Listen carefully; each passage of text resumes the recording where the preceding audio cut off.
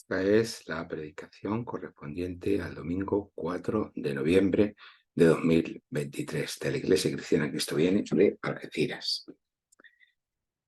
En esta mañana el texto de referencia es el primer libro de los Reyes, capítulo 18, versículos 20 al 39. La semana pasada hablábamos de la importancia de la fidelidad a Dios.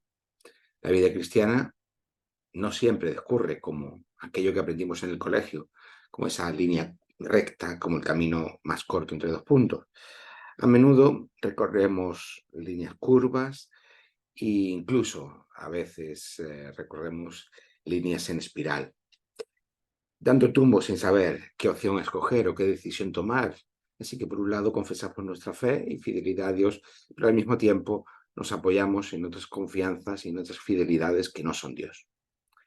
Quizás muchos creyentes prefieran pensar que la vida cristiana es una línea recta siempre ascendente, pero lamentamos decir que eso sería engañarse a uno mismo y que la escritura y la experiencia nos dicen que frecuentemente no es así. Hablamos hoy de las paradojas, de los contrasentidos de la vida cristiana, como si anduviéramos con muletas, a veces apoyándonos en Dios, las más de las veces apoyándonos en nosotros mismos. Así le ocurrió también a Israel en muchas ocasiones, y especialmente lo vemos en el texto de hoy. El pasaje del primer libro de los Reyes, capítulo 18, versículos 20 al 39, que es el texto que consideramos hoy, se encuadra dentro de la narrativa del profeta Elías, y el contexto de este relato refleja una profunda crisis. ¿De qué crisis hablamos? Pues en aquella época había una intensa sequía que duró más de 3 años y que asolaba Israel, como introduce el versículo 1 del capítulo 18. Donde vivo, pues llevamos también bastante tiempo de sequía. No llegamos a 3 años, pero sí que estamos en una prolongada sequía. Pues bien, el Israel en este momento del que habla el texto sobre Elías, hay una profunda crisis que dura más ya de 3 años. Y claro, si no hay sequías, no hay cosechas y por lo tanto hay hambre, que es lo que ocurre y lo que nos cuenta el versículo 2 del capítulo 18. En Israel ya tenemos que tener en cuenta que, como vimos ya la semana pasada, Israel está dividido en el reino del norte, que se llama Israel, y el reino del sur, Judá. Pues bien, en el reino del norte gobierna el rey Acab, de la casa de Onrí. Es el año 870 a.C., es decir, el siglo IX a.C. Es entonces cuando Elías aparece en escena. Acab se había casado con Jezabel. Jezabel, que al menos nos sonará el nombre, era la hija del rey de Sidón. Sidón era una de las ciudades, estado, que junto a Tiro pertenecían al pueblo fenicio. Ese pueblo adoraba a la diosa Será o Astarte y a Baal, al dios Baal. Y como resultado de este matrimonio entre Acab y Jezabel, se potenció en Israel el culto a Baal y a Será. Versículos 31 al 33 del capítulo 16 nos cuenta en este primer libro de los Reyes. La sequía era un fenómeno habitual en Israel, al igual que en toda la cuenca del Mediterráneo en esta época. Ya sabemos que el rey en Israel era el garante del pacto y de un orden justo y sabio para su pueblo. Pero esto también implicaba no solamente una cuestión de sabiduría sapiencial, de una moral o un conocimiento de la vida abstracto, sino que implicaba que era el responsable de proveer alimento y cuidado para su pueblo. El rey era responsable de todo ello. Eh, sí que era responsable de una política pues de agraria y de eh, eh, infraestructuras eh, para conducción y almacenaje del agua. Era responsable de todo esto. Y eso implicaba ese orden justo y sabio, entre otras muchas cosas, obviamente, ¿no? Los reyes en el mundo antiguo, que tenían estas responsabilidades, aparte de esas políticas y de esas infraestructuras, estaban legitimadas, o esas políticas estaban legitimadas por el culto a los dioses, que aseguraban la lluvia y la fertilidad de la tierra. Y había pues relatos y narraciones que explicaban precisamente esto. A los dioses paganos, fuera del ámbito de Israel, se les hacían ofrendas de comida y bebida por medio de los sacrificios para satisfacer sus necesidades. Todo el mundo arcaico tiene esta noción. Sin embargo, el Señor, el Dios de la Biblia, es un Dios sin necesidades. Nunca se presenta que Dios requiera nada, ni abrigo, es decir, el templo suponía el lugar donde moraba, residía el Dios correspondiente para su cobijo, ni comida ni bebida. Dios nunca se presenta de esta forma. Es más, es el Dios sin necesidades que dona su presencia, que dona sus bendiciones por pura gracia, por amor y misericordia. Que es una noción muy distinta a cualquier otra en el mundo antiguo. Por tanto, la lluvia y la abundancia de la tierra, la fertilidad de la tierra, son bendición del Señor. No es porque se estimule a Dios de ninguna manera y que Él responda en concordancia con ella, sino que forma parte de la bendición debido a la gracia y el amor de Dios. Por tanto, no hay un intercambio. Esa lógica del te doy para que me des, que es lo que en la lógica del culto divino en el resto de pueblos, aquí no cumple con esa lógica en la Biblia.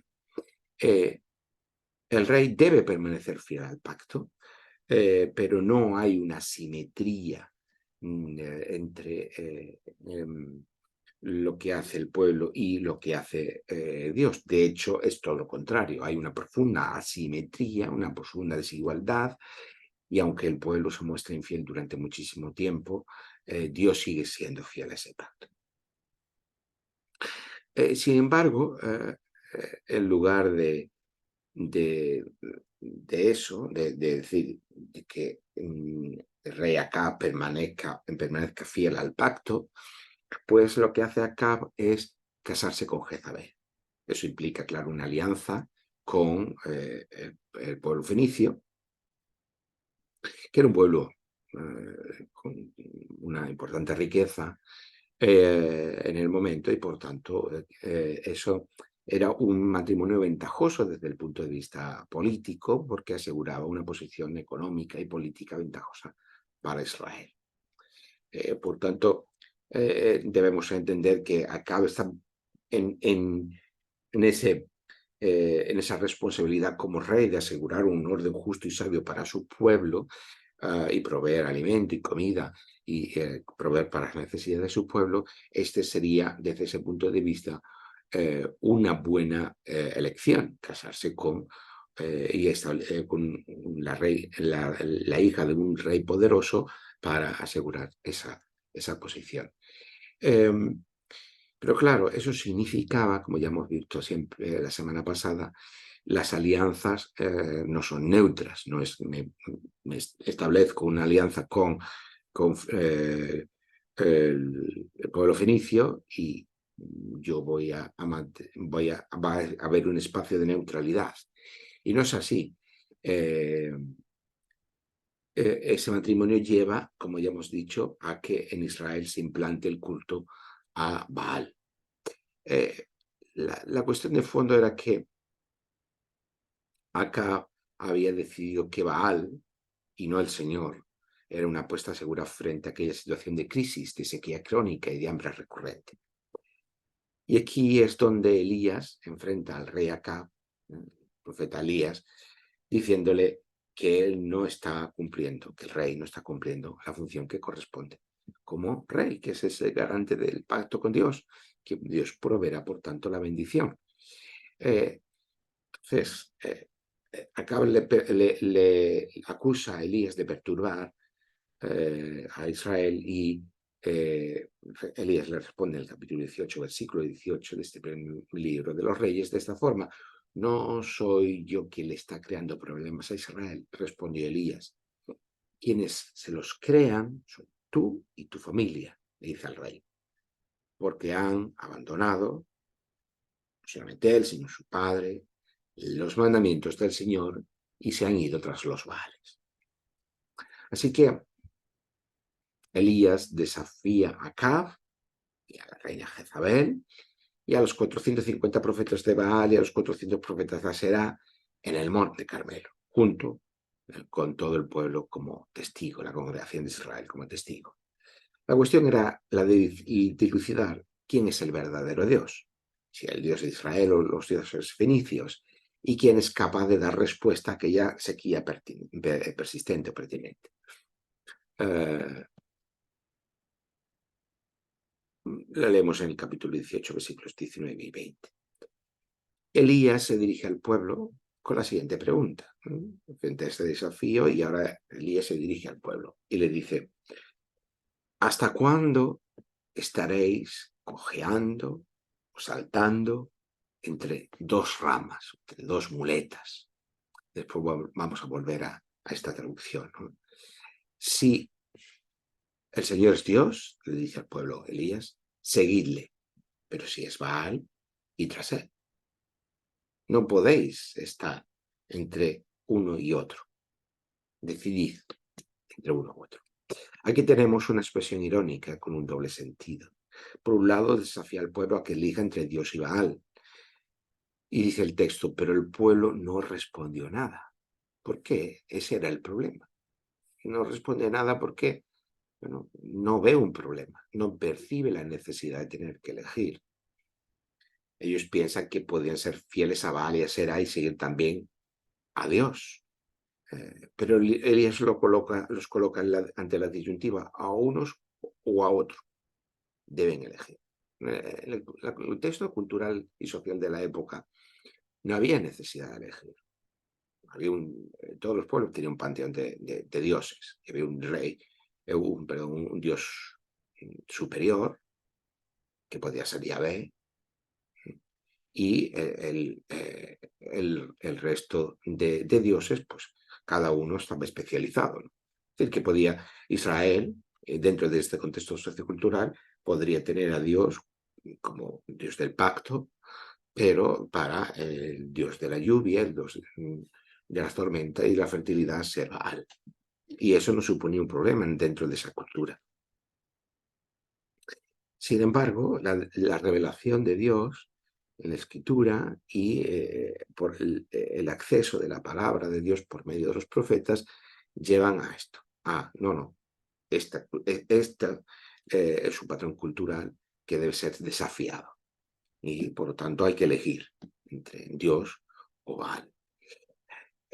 La expresión encerra un tono irónico, ¿no? Esto que hemos traducido por hasta cuándo estaréis cojeando entre dos ramas a modo de muleta, ¿no? Representaba de manera satírica los movimientos de los profetas de Baal en sus rituales en los que danzaban de manera aparatosa. Y es como si estuvieran así, dando brincos, dando saltos. Así que lo que decía Elías al pueblo, no se trata de estar danzando o cojeando, ¿no?, con este tono, como si Baal y Dios fueran dos muletas, las que el pueblo puede estar apoyándose, como si se trataran dos opciones válidas por igual. No, hay una diferencia cualitativa entre Dios y Baal. Hay que elegir, pero para elegir es necesario decidir quién es el que provee la bendición para Israel. Es legítimo que Baal esté como un dios menor dentro de ese panteón en el que tenga esa especialización, pero Israel sigue a Yahvé como su dios principal. ¿Es realmente Baal quien va a dar la bendición a Israel? ¿O Dios, como el único Dios, es el responsable también de la bendición y de la provisión de Israel? El desafío suponía preparar 2 bueyes, uno para Baal y otro para Dios, para el sacrificio. Ni los profetas ni Elías prenderían fuego al sacrificio a la espera de que, o bien Baal o bien Dios, el Señor, eh, prendieran por sí mismos el sacrificio para que se consumiera.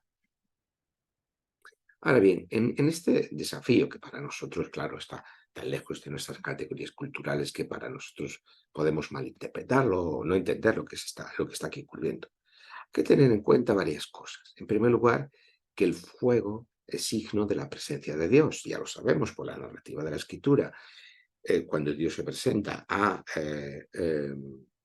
Moisés, se presenta como una zarza ardiente que no se consume. O la columna de fuego que va delante de la congregación de Israel durante el desierto, en la peregrinación por el desierto. Así que el fuego representa la presencia de Dios. Y por otro lado, el sacrificio que se quemaba mostraba que el Dios correspondiente al que se hacía el sacrificio en la cultura de la época del mundo antiguo se hacía presente. Pero además, el fuego está asociado con Baal, porque es el dios de la tormenta, y se le representaba a Baal sosteniendo flechas de relámpagos en sus manos. Claro, es el dios de la tormenta, por lo tanto, responsable de lanzar de alguna forma de allá desde los cielos los relámpagos con sus manos como si fueran flechas de fuego. Así que Baal también es el dios del fuego. Así que tenemos todos esos elementos, ¿no? Por un lado, la presencia de Dios representada por medio de fuego en determinados momentos, Baal, asociado al dios de la tormenta, responsable de esa tormenta, de esas flechas de fuego, como los relámpagos asimilados de esa forma, ¿no?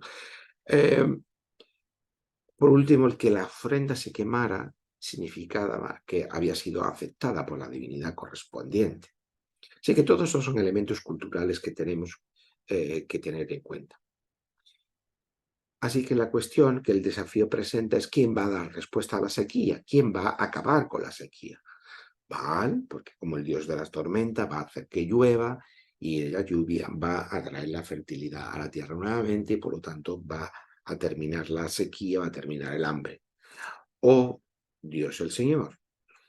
El que fuera de los dos debía hacerse en primer lugar presente por medio del fuego del sacrificio, de forma que aceptara la ofrenda, que suponía una respuesta a esa petición y por tanto llevaría la lluvia y traería la fertilidad a la tierra. Esa es un poco la lógica que encontramos detrás de esto. De esta manera, el texto, una vez que ya están preparados los dos sacrificios, nos cuenta cómo en primer lugar los profetas de Baal invocan a Baal dando brincos alrededor del altar. Podría traducirse según lo que nos dice el versículo 26 del capítulo 18. ¿No? Y hemos visto antes, entonces, esta idea, ¿no?, de dar brincos, ¿no? Pues dando brincos alrededor del altar y sajándose, haciéndose cortes con cuchillos y dagas hasta chorrear sangre, ¿no? Son formas de inducir experiencias en trance o estáticas, ¿no? El versículo 28. Ya hemos dicho cómo Elías ironizó en su pregunta con estas prácticas de cojear o dar saltos, dar brincos de los profetas de Baal en torno al altar del sacrificio. Y el texto bíblico da un veredicto rotundo que dice, versículo 26, no se escuchó ninguna voz, ni hubo quien respondiera. El texto bíblico quiere dejar claro la inoperancia, la ineficacia de Baal. Elías se burla de ellos. Gritad más fuerte, decía. Seguro que es un dios, pero tal vez esté meditando o esté ocupado o de viaje. A lo mejor se ha quedado dormido y hay que despertarlo. Versículo 27. Estas palabras están dirigidas en torno de burla, pero en realidad, si leyéramos los textos ugaríticos que narran acerca de Baal, pues estas acciones de meditar, de estar ocupado, trabajando, estar de viaje, eran acciones que se asocian en estos textos al dios Baal. Así que hay esta ironía, ¿no? Bueno, ya sabemos que esas son las cosas que suele hacer Baal. Si está de viaje, si está trabajando, si está ocupado, pues evidentemente no puede escuchar, no puede atender la petición por medio del sacrificio. Además, los ciclos de lluvia y de sequía de esta zona pues estaban asociados al sueño de Baal. Entonces, si no hay lluvia es porque Baal está dormido y por eso hay que despertarlo, y por eso esos rituales tan aparatosos, porque hay que despertar al Dios que está dormido. Y estos son, por lo tanto, que estas palabras de Elías están presuponiendo que se conoce precisamente estos textos y que se conoce las narrativas acerca de Baal. Pero el resultado fue el mismo. Versículo 29. El texto bíblico vuelve a repetir estas mismas palabras. No se escuchó ninguna voz, ni hubo quien respondiera ni escuchara, de forma que vuelve a enfatizarse la ineficacia de Baal. Así que ahora le toca a Elías. Los profetas de Baal han fracasado. Ahora le toca el turno a Elías. Y lo primero que hace es reconstruir un altar dedicado a Dios, versículos 30 al 32. Ese altar destruido y abandonado, claro, ¿qué es? ¿Qué significa? Es un símbolo de que ya no se está usando. Por lo tanto, es un símbolo del abandono y de la infidelidad al pacto por parte de Israel con Dios. Y esto es interesante, ¿no? Importante, como a pesar de que Israel está siendo infiel a Dios, Dios se va a mostrar fiel al pueblo. Esto es una idea maravillosa que siempre encontramos en los textos bíblicos. A pesar de la infidelidad, hemos hablado siempre del pacto como dos partes que tienen que prestar fidelidad uno al otro. Lo extraordinario, lo maravilloso, lo novedoso para el contexto de la época, el contexto cultural y social de la época, es que a pesar de que Israel se muestre infiel, Dios sí cumple su parte del pacto y sí es fiel al pacto. Esta idea que se repite una y otra vez a lo largo de todo el Antiguo Testamento nos habla del amor y de la misericordia de Dios. Por eso cuando se contrapone el Nuevo al Antiguo Testamento es algo absurdo, como si el Dios del Antiguo Testamento fuera un Dios distinto, ¿no? Ya desde allí, desde Marción, en el siglo II después de Cristo, que tiene esta noción de que el Antiguo Testamento es distinto al Nuevo y que hay un Dios distinto en el Antiguo y otro en el Nuevo. Es una idea que revela un profundo desconocimiento del Antiguo Testamento y de la Escritura. Dios siempre se muestra como un Dios de la misericordia, un Dios de paciencia, un Dios de fidelidad. Y eso es lo que aquí volvemos a ver en este texto, ¿no? El altar está destruido porque está abandonado el culto a Dios. Y Elías lo que hace es reconstruirlo con 12 piedras, que obviamente representan las 12 tribus de Israel, y por lo tanto esa reconstrucción está representando la recuperación, la reconstrucción de la fidelidad de Israel al pacto.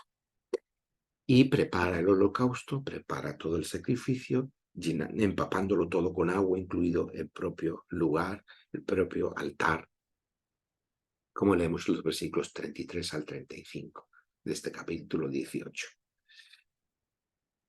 Por contraste con los ritos estáticos de los profetas de Baal, Elías ya no hace ningún ritual aparatoso como los profetas de Baal.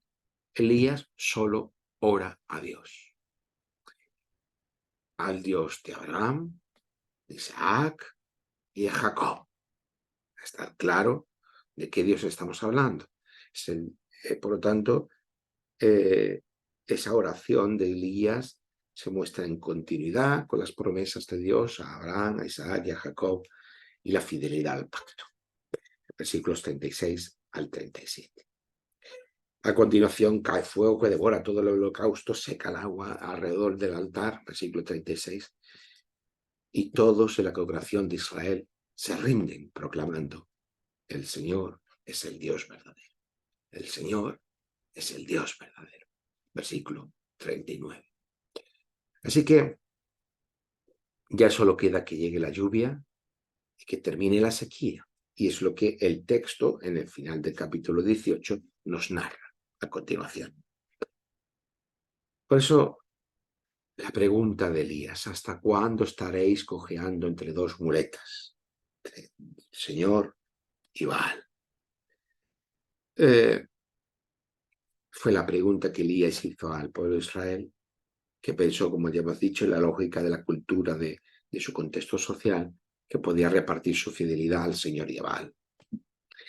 Y ya hemos dicho muchas veces que esto no es posible. Sin embargo, en toda esta parte de la narrativa sobre Elías hay una ausencia. Si leyéramos todo el ciclo completo, toda la narración completa sobre Elías, veríamos que en esta parte, especialmente en esta parte, hay una notable ausencia.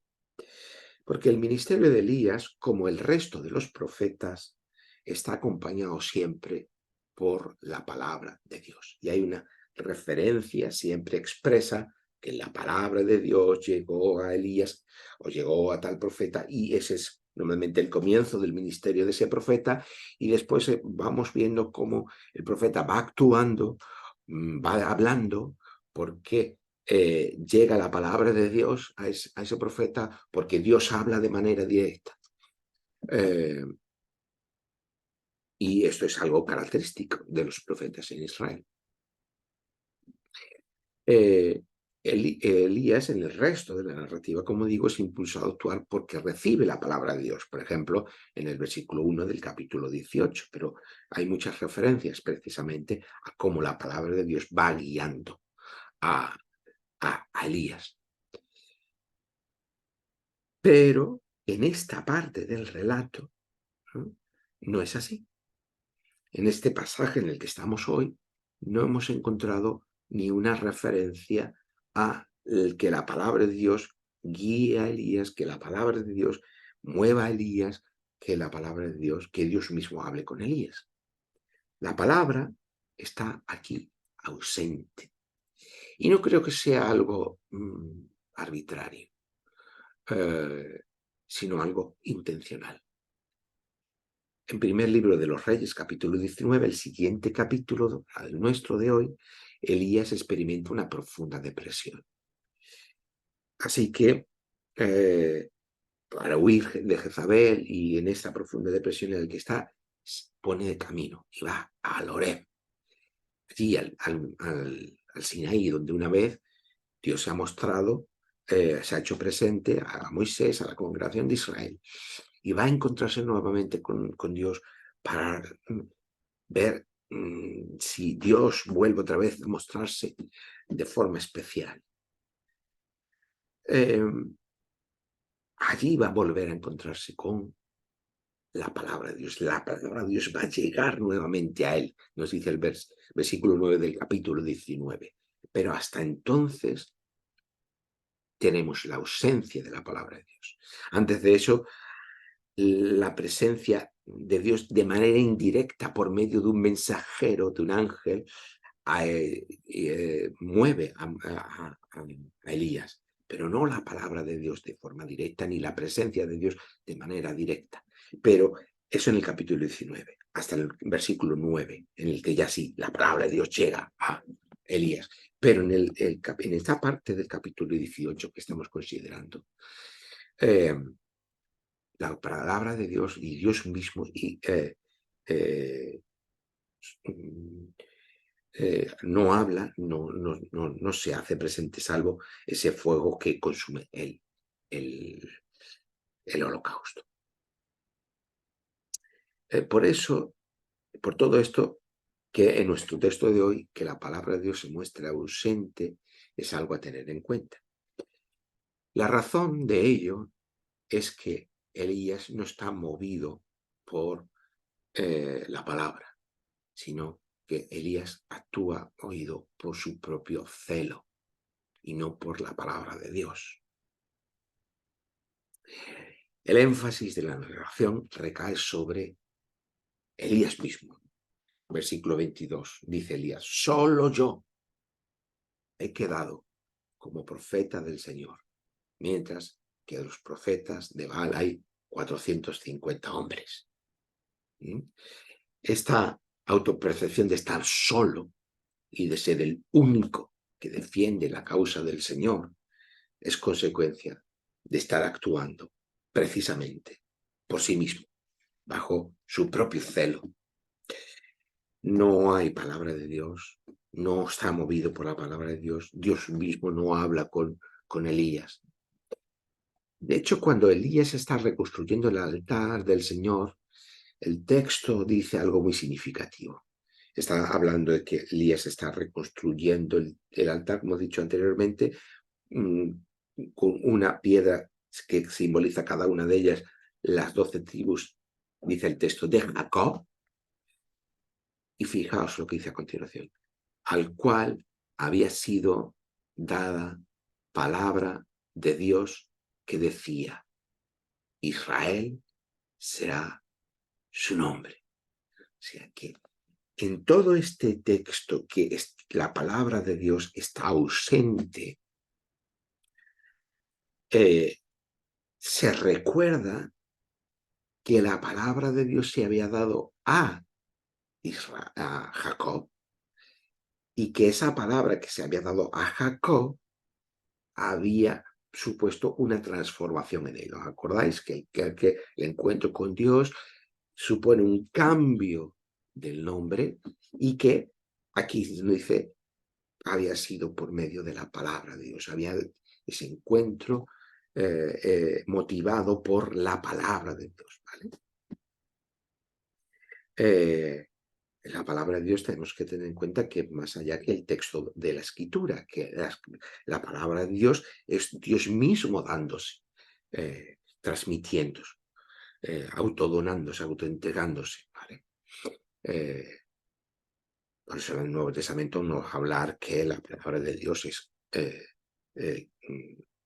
Jesús, como el Mesías, Cristo mismo. Bueno, pues ese encuentro con la palabra de Dios, esa motivación con la palabra de Dios allí en Jacob supone ese cambio, esa transformación en él, de manera que deja de ser Jacob para pasar a ser Israel. Ya tuvimos una predicación en esta temporada sobre este tema, lo podéis ver. Y esto nos lleva a precisamente lo que estamos diciendo: el énfasis de la ausencia de la palabra de Dios se pone más manifiesto recordando aquello que había ocurrido con Jacob. De alguna forma el texto nos está diciendo: Elías no ha tenido una transformación de sí todavía en su encuentro con Dios, en su ministerio profético. La palabra de Dios aún no ha transformado profundamente a Elías, y por lo tanto todo lo que Elías está haciendo en este momento es respuesta y resultado de sí mismo, más que está actuando por boca o en nombre o motivado por la palabra de Dios. Lo que pone de manifiesto todo ello es que Elías está movido por sí mismo y no por la palabra de Dios. Entre la oración de Elías, Dios actúa, consume el sacrificio, pero no habla. No hay palabra de Dios. Y Elías, movido por su propio celo, degüella a los profetas de Baal. Así que esto creo que es muy importante para entender lo que aquí está pasando. Y además es congruente con lo que viene a continuación en el capítulo 19, en el que tras este enfrentamiento, de este gran logro del propio Isaías, Elías entra en una profunda depresión. ¿Por qué ha entrado en una profunda depresión? Porque ese gran desgaste emocional, personal que ha tenido ha estado fundado en sus propias fuerzas y no precisamente en la dirección de Dios. Por tanto, la pregunta que Elías dirige al pueblo, ¿hasta cuándo andaréis cojeando entre dos muletas?, es en realidad una pregunta hacia sí mismo. ¿Hasta cuándo cojearemos entre confiar en el Señor o confiar en nosotros mismos? Elías pensó que podría manejar toda aquella situación él solo. Elías pensó que podría afrontar unas circunstancias que le excedían en mucho. Él pensó que era el único fiel al pacto. Se pensó como un llanero solitario allí delante de Dios. Y esa sensación de autopercepción exacerbó su propia ansiedad. Como dice el texto, dirá en otros momentos el celo, ¿no? Hoy hablaremos de ansiedad, de llevar tu acción hasta el extremo, y le condujo a un hecho terrible, ¿no? Degollar a los profetas de Baal. Muchos creyentes, cuando leen este tipo de historias de aparente celo por Dios, a veces hechos atroces, los espiritualizan, los idealizan para seguirlos como modelo. Nosotros debemos hacer como Elías, ¿no?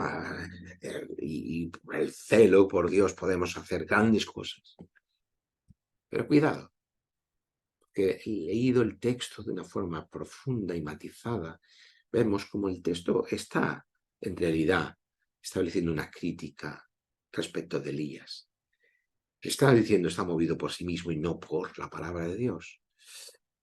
Pues es muchas veces como cuando cristianos, creyentes, usamos esta historia de aparente celo por Dios para seguirlas como modelo, nos exacerbamos en nuestra propia ansiedad hasta niveles insospechados, porque muchos patrones de pensamiento y comportamiento que aprendemos en la iglesia están basados en una exacerbación de la ansiedad. Muchos elementos del culto moderno están diseñados para precisamente estimular, exacerbar nuestros niveles de ansiedad, sea por medio del propio culto, como digo, sea por medio de patrones de pensamiento que nos llevan a un comportamiento ansioso, como esto, ¿no? Todo es malo, nosotros estamos solos, tenemos que convertirnos en defensores del Evangelio y nosotros somos los elegidos. Este tipo de ideas nos llevan a una exacerbación de la ansiedad. El futuro, cuando Dios les venga, todo va peor, Dios va a destruir el mundo. Todo esto está diseñado para exacerbar nuestra ansiedad. Pero ese nivel de ansiedad alto nos puede dar la sensación de que estamos espiritualmente fuertes, de que estamos fieles al Señor, que vamos a, que efectivamente el Espíritu Santo está moviéndonos, etcétera, etcétera. ¿Pero qué le ocurrió a Elías? Sí, tuvo un pico de excitación, de ansiedad tremendo que le llevó a lo que hizo, pero después, cuando ese estrés pasó, ¿qué le condujo eso? A un agotamiento extremo que le llevó a una depresión. Así que esto suele ocurrir, y lo veo como pastor, de hermanos en diferentes sitios, no hablo en un lugar en particular, que basan su espiritualidad precisamente en estimular esta ansiedad o estos niveles de estrés espiritual, diríamos, que te dan la sensación de estar activos, de estar fiel al Señor, de hacer grandes cosas. Pero cuando esos niveles de ansiedad, de estrés pasan, nos lleva, el resultado es muchas veces un profundo agotamiento. No diría no necesariamente estados depresivos, porque esto es algo muy serio, pero sí al menos picos de subidas y de bajadas muy pronunciados. Y a veces a situaciones extremas como le puede ocurrir con Elías. Bueno, no, ver a Dios lejos sin querer morirse.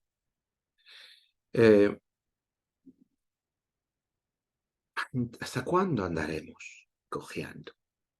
Entre la muleta de la ansiedad, de nuestro propio celo, de querer hacer las cosas por nosotros mismos, de necesitar estar estimulados constantemente en nuestro estrés espiritual, en nuestra ansiedad espiritual, vamos a decirlo así.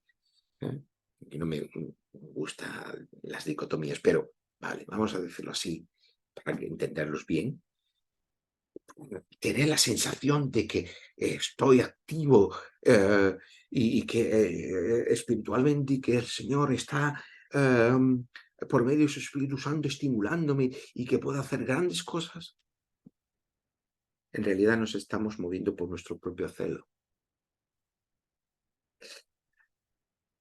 ¿Cuándo estaremos cojeando con esta muleta del estar centrados en nosotros mismos? Con la muleta de la fe que confía y que es fiel a Dios. No podemos andar cojeando toda la vida, estar brincando toda la vida sin antes agotarnos. Necesitamos desechar la muleta de nuestro yo, de nuestras propias fuerzas, de nuestra propia ansiedad, de una espiritualidad basada en nosotros mismos, de estar estimulando siempre nuestra ansiedad para sentirnos vivos, en sentirnos a tope. Desecha todo eso. Ahora, por confiar de manera tranquila, serena en el Señor. Quizás no sientas en este momento. Quizás eso te lleva a la sensación de, bueno, de estar, esa tranquilidad, esa serenidad, esa mesura, ese equilibrio. Quizás no te lleva a un estado de excitación, pero a largo plazo, te va a ir construyendo una relación con Dios más sana, más estable, más duradera, y los resultados se van a ver a largo plazo. Así que desechemos la muleta en que se apoya nuestro propio yo, estimulado por una ansiedad y una excitación constante, que siempre quiere más para descansar en la vara y el callado del Señor. Que así sea.